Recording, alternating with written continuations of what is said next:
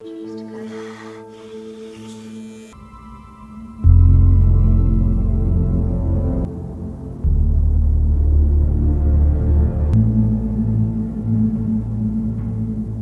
At one point, a man we'll call Mark wakes up from a coma, hooked up to an automated medical system. After freeing himself from the machine, an AI informs him that he's suffering from temporary memory loss, impaired speech, and muscle weakness. Once he stabilizes, Mark realizes he's aboard a moving spacecraft. After checking his surroundings, he learns the truth: he's the only survivor on the ship. He can't return to Earth because he has no control over the ship's trajectory. He can send a message, but it would take 11 years to arrive. Based on his findings, he estimates that a return trip would take 113 years. Which means, he's incredibly far from Earth. Eventually, Mark discovers his real name is Ryland Grace. Because of his memory loss, he has no idea why he's on the ship. As he struggles to understand his situation, the story shifts to his past on Earth. It turns out, Grace is a middle school science teacher in the United States. While teaching his students, they discuss a global issue related to something called the Petrova Line.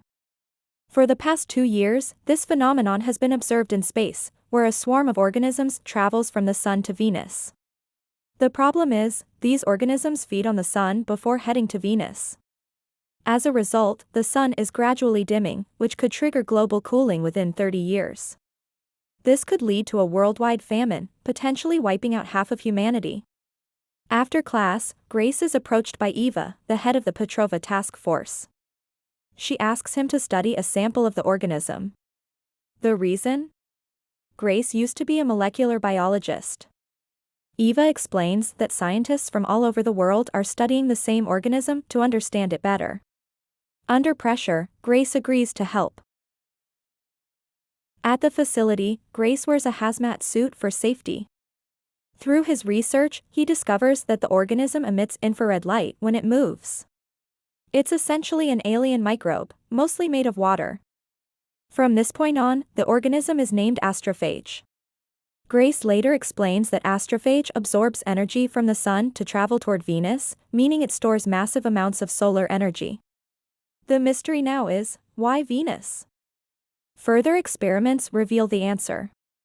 With the help of a security officer named Carl, Grace discovers that astrophage is drawn to Venus because of its high carbon dioxide levels, something it needs to reproduce. Later, Grace is taken to an aircraft carrier, the headquarters of the Petrova task force. Scientists from all over the world are gathered there. Grace presents his findings and demonstrates how he can grow astrophage by recreating Venus-like conditions. The task force then reveals something shocking: they need to produce 2 million kilograms of astrophage. According to Grace, that amount could destroy an area the size of California if mishandled. To answer his concerns, Eva reveals a classified mission, Project Hail Mary. The Sun's infection isn't isolated, it's spreading to other stars. However, one star remains unaffected, Tau Ceti. The plan is to study this star to understand its immunity. The astrophage will be used as fuel for a spacecraft called Hail Mary, capable of traveling at speeds approaching the speed of light. This ship will travel 11.9 light-years to Tau Ceti. But there's a catch. There isn't enough fuel for a return trip. Instead, the data will be sent back to Earth using probes. This makes the mission essentially a suicide mission, but if it succeeds, it could save humanity. Back in the present, Grace adapts to life aboard the Hail Mary. Each flashback represents a memory returning. He gives a final farewell to his 2 crewmates before releasing their bodies into space.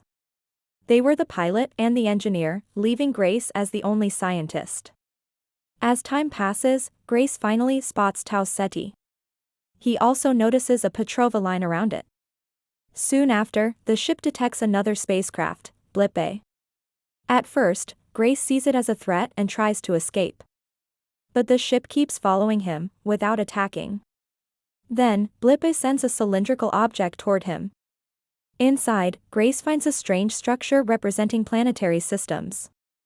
Realizing it's not hostile, he boards the alien ship, and meets an extraterrestrial being inside a protective shell. After establishing contact, Grace realizes the alien is friendly. He names it Rocky, due to its rock-like appearance. By analyzing its sounds, Grace builds a translation device, allowing them to communicate smoothly. Rocky reveals that it comes from a planet called Arid. Rocky was not alone, there were 22 others, but they all died mysteriously. Just like Grace, Rocky is the sole survivor of its mission. Both of them are facing the same threat, astrophage. They decide to work together to study Tau Ceti. Through flashbacks, we learn that Grace originally refused to join the mission. He didn't want to die. But Eva forced him into it, by putting him into a coma and sending him aboard. Back in the present, Rocky moves into the Hail Mary. Grace studies its abilities. Rocky is a brilliant engineer, capable of building advanced tools. However, its species is unaware of radiation, which likely killed its crewmates. Together, they travel to Tau Ceti. They collect samples and discover something incredible. A microorganism that feeds on astrophage. This explains why Tau Ceti is immune. They name this organism Taumiba. If they can bring it back, it could save the sun. After a risky mission, they successfully collect samples. However, disaster strikes. The ship is damaged, causing fuel loss and instability. Rocky risks its life to stabilize the ship, nearly dying in the process. After recovering, Grace manages to grow more Taumiba. Eventually, they prepare to return to their home planets. Rocky even gives Grace enough fuel to go back to Earth. But during the journey, Taumiba escapes containment and starts consuming the ship's fuel. Grace realizes this could destroy Rocky's ship as well. Now, he faces a choice.